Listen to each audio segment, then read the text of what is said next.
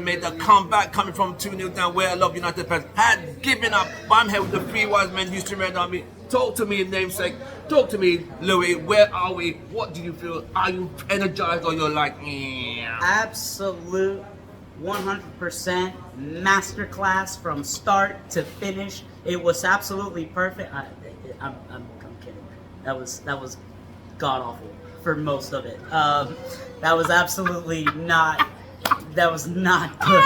Outside of the 7 minutes from the first goal to the second goal, we did not do anything well. Yeah, no, it was, incredible scenes late second half coming from behind. The free kick from Bruno.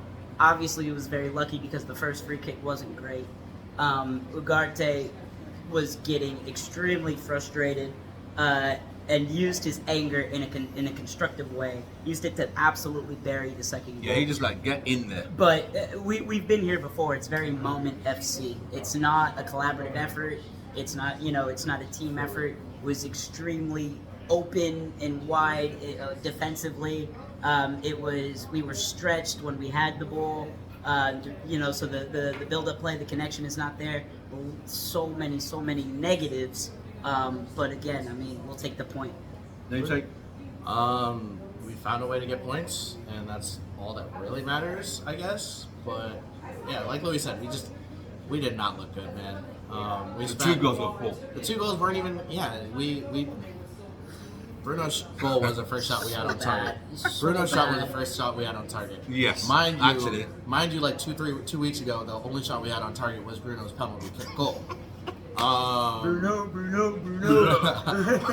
At this point, you take a point. At this point, you take a point. To the three defeats in a row. Yeah. We move. We move on. And so, right, so on a scale of 1 to 10, what would you grade United's performance today? Over 83 minutes, I'd call it a solid 4.5. Over 83 to what is it 83 to 200, whatever it was, I'll call it a 6. It's like 98, 99. Yeah. So what would you give the performance today on a scale of 1 to 10? Overall, and only because you come back and tie it, yeah, I'll give it a 5. 5 out of 10. Below average for me. If you don't score the free kick and change the momentum of the game, then it's a 3 at best. Right. I mean, we keep talking about this, and people say tactics and systems and this kinds of things. We couldn't string together 5-yard passes. We definitely couldn't string together multiple passes at in the same build-up. The gap between the center backs and the front line with Casemiro and Ugarte in the midfield was just non-existent. There was nobody coming close to the ball, so you don't attract defenders, you don't create gaps to split lines and play into your 10s. It's so frustrating, especially for those players who are making the runs off the ball and are not getting the service. But it's also frustrating just from us because those basics, just being able to play a good pass on the ground, receive without it bobbling, without it bouncing, receiving and playing quickly instead of turning into pressure. Right. These very, very basic mistakes that we teach at very young ages continuously happen. Right. And that's not a tactics issue. Right. This is a personnel issue, and we've been saying this. Right. So yeah. Okay, speaking on those little mistakes, it just comes down to the keeper making little mistakes. Oh no. He had some very bad mistakes. He nearly cost us 3 points again, man. He's making saves that should be made, but as a keeper, you do things that are meant to keep your team out of trouble. Yes. When you make puts the us first in save more trouble, man. and you put us in more trouble, it doesn't matter that you made the first save. It doesn't. When you parry a shot and it goes right into the 6-yard box instead of just like Crystal Palace. I will say though, first goal off the corner. I don't blame him. I think he could. Second goal he could have done better. I think he could have done. He could have done better on the final ball when it's bouncing, it's going up and down, and then it settles. He kind of stays on his line. I agree. He probably should have come out there, but Delo, bad touch. Maguire, 2 bad touches. Yeah. Mazraoui headers it back in towards the middle. We're playing volleyball in our own. Yeah, box. we couldn't get easy. What advantage? 5 times. What advantage do volleyball players have? Height, and what else can they use? So you're telling me, as a keeper, wherever the ball is the highest point, you can't go out there and claim the ball. You nailed it. At some point, and claim the ball. You see how high my hands are? You don't see the top of my hands above Tim's head right Exactly now. my point.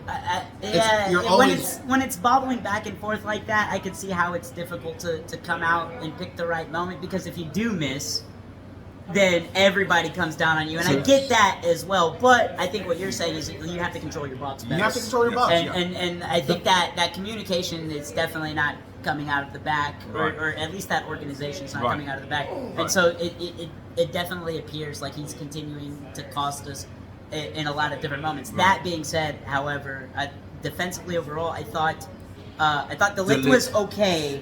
Not great. I thought he was okay. Mazraoui was putting in a shift, but was clearly getting knocked around. Eventually had to come off. Harry, man. So I think him in the central role, I think, was costly for us. I think it was very, very costly for us. I think he had a bad shift. And not to say that he hasn't had a run of a couple of good games, but like these moments continue to happen. We talk about the defensive consistency, and from him, this is consistently a problem. Euro, I thought, kind of came in, did a shift. Again, he kind of comes in after, when we're on the bounce, when the momentum's changing. So it was a good change. But yeah, defensively overall was extremely difficult for us. I think, last point, the two in the midfield have a lot to do with that as well. Yeah. Next week we have Ipswich on Wednesday, and we have Arsenal on Sunday.